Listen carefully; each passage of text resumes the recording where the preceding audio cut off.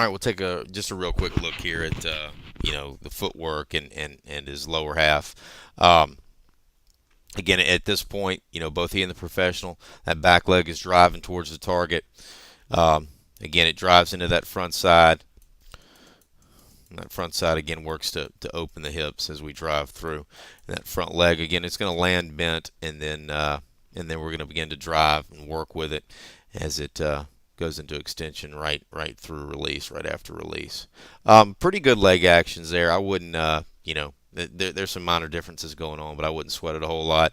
One little thing you might look at. He's got real good small footwork, but we do want to gain a little bit of ground there as we throw. Maybe no more than 6 inches, but it needs to be something. If you look at Luke on the right, you can see again he's throwing to second up there in the top right. You can see him gain a little more ground than what Cole is doing. It'll allow him to get a little bit more into his legs and get some more momentum going into that area. So in other words, I like his footwork a lot, but I would add maybe 4 inches to that back leg working up towards the target a little bit. A good rule of thumb is to kind of try to get that right foot to replace where the glove was as you received make sure you gain a little bit of ground.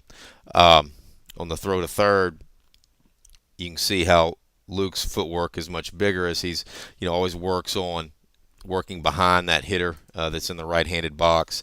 And so generally you'll see much bigger footwork working to third base as a catcher throws. Whereas here Cole again, kind of doesn't work behind the hitter. Now, here we kind of let him throw there. Generally speaking, the hitter should just maintain his ground there and force the catcher to work behind him. That's easier said than done in a lot of cases. But on this throw to third, if you watch Luke here in the bottom right-hand corner, you can see him working behind that right-handed batter's box with a shuffle step as the right foot kind of replaces the left. And again, really the same kind of feeling of the right foot working underneath where the glove was, except for towards third base. So you might want to, work on that a little bit, working behind the right-handed batter's box, and just gaining a little bit more ground with the throw to second, and work on that little shuffle step, the throw to third. Here's another quick look on some footwork. Again, ideally on a ball that's on the outer half of the plate, outer half to the right-hander. Ideally, as a catcher, we want to let that ball kind of help us close that front side to get our lead shoulder pointed at the target.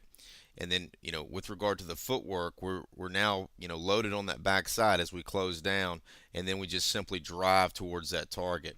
So on the ball away, we're going to allow that ball to close us down. We're already set up on our right side, and we drive towards our target. Point is, there's no need to shuffle step in that case. Now, there's a point in time where the kids just aren't strong enough to do it without getting the energy from a small shuffle step with their legs. But, ideally as they reach, 13, 12, 13, 14, depending on the strength of the kid, this is how we make the throw down to second on a ball that allows us to close that front side down.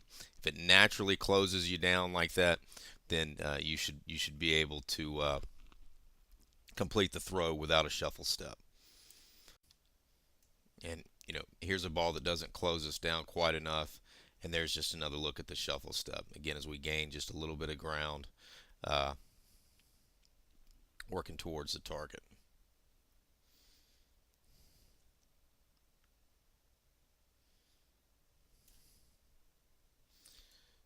Again, it's another good look of how that ball should get out of the glove right there. The elbow lifts, but the ball's going to stay right at the shoulder. Okay. Then as you drive towards the target, that's when it gets up past the ear, lays back, and then releases. Okay, take a real quick look here at blocking, and Cole did a real good job on these all day.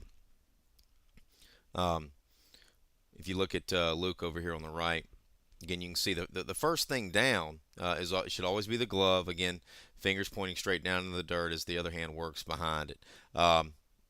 And Cole not bad there. It looks like that left knee kind of drops before the right, and really we kind of want those legs working a little bit more closely together than that. And he, I looked at some of the other clips, and he didn't do that on every one. Again, you can see the hand, the glove working down first, and then the body working in behind it. Okay. Again, being a little hypercritical here. Cole's probably working forward a little too much. You don't want to impart a whole lot of force into the ball. You really want to kind of feel like your knees work under you a little more. And the other thing, you can see how Luke kind of works around the ball a little bit to kind of keep it. You can see how his chest protector's pointed there, trying to keep it in front of him as he goes through. And it looks like this pitch is hitting over here off of the plate. And so it might be, like I say, Luke's pitch is kind of on the inside to the righty, whereas this pitch is on the outside to the righty. So Cole's body, would probably be better if he was, curved a little more this way to where, the chest facing this way to kind of keep that ball back in front of home plate. But again, we're kind of nitpicking here. And then you can kind of see how he's still leaping forward there, which is going to, create more ricochet to the ball. Okay, so, kind of letting the knees work under us as opposed to jumping forward quite that far. But again, he did a real good job on these all day and getting down and keeping them in front of him. Now, this ball kind of bounces funny on Luke and gets away from him a little bit. So he kind of has to run it down too, and both of them kind of have to run it down.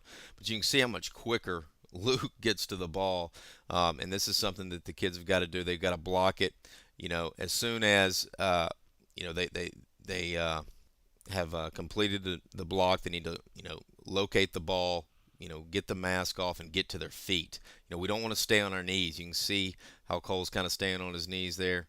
Again, you want to try to get to your feet as quickly as you can. And on this particular play, it doesn't look from just the way everybody's moving that there was anyone on base. So he's not doesn't look like he's really that critical to get up and get on the ball. But again, we don't want to get in that habit of kind of staying on our knees. So as soon as we deaden it, we need to go ahead and get in the practice of getting to our feet and getting the ball. Also, we don't want to once we kind of locate that ball. If you look at Luke, he picks it up with his throwing hand. We don't want to get in this habit of picking up the ball with our glove hand, and then we have to we still have to transfer it over. Okay. So, the overall technique, not bad there. A little less forward, a little more turn to it to deaden it. But really working on, after we've blocked the ball, after we've gotten a good block, we need to work on getting to our feet as quickly as possible, getting the mask off, and then picking the ball up with our throwing hand.